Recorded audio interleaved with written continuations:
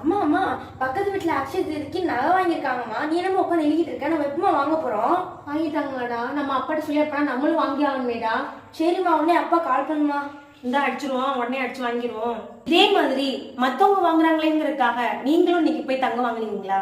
அப்படின்னா இந்த வீடியோ உங்களுக்கானதுதான். அட்சய திருதியினாலே நம்ம எல்லாருக்கும் நினைவுக்கு வர்றது என்ன? எல்லாரும் போய் இன்னைக்கு தங்கம் வாங்கணும். தங்கம் இன்னைக்கு வாங்கி சேர்த்தோம் அப்படின்னா நமக்கு செல்வம் பெருகும். அதுதான் காலங்காலமா நம்ம பண்ணிக்கிட்டு வருது. ஆனா இருக்கிறவங்க தங்கம் போய் வாங்கலாம். இன்னைக்கு விற்கிற விலைக்கு ஒரு கிராமே 7,000 தாண்டிட்டு இருக்கு. இன்னும் ஒரு வருஷத்துல 10,000 இல்ல 20,000 தாண்டினாலும் ஆச்சரியப்படுறது கிடையாது. வசதியானவங்களும் இருக்கீங்களா நீங்க அட்சய திருதி அன்னைக்குன்னு மட்டும் இல்ல, எல்லா நாளும் கூட போய் தங்கம் வாங்கிக்கோங்க. அதை நான் வேண்டான்னு தடுக்க வரல.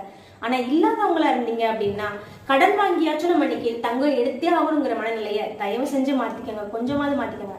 போன வருஷம் அட்சய திருதி அன்னைக்கு தங்கம் வாங்கினவங்கள்ட்ட கேட்டு பாருங்க உங்களுக்கு எவ்வளவு செல்வம் சேர்ந்திருக்கு அப்படின்ட்டு. யாருக்கிட்ட இருந்து ஒழுங்கான பதில் நமக்கு வந்து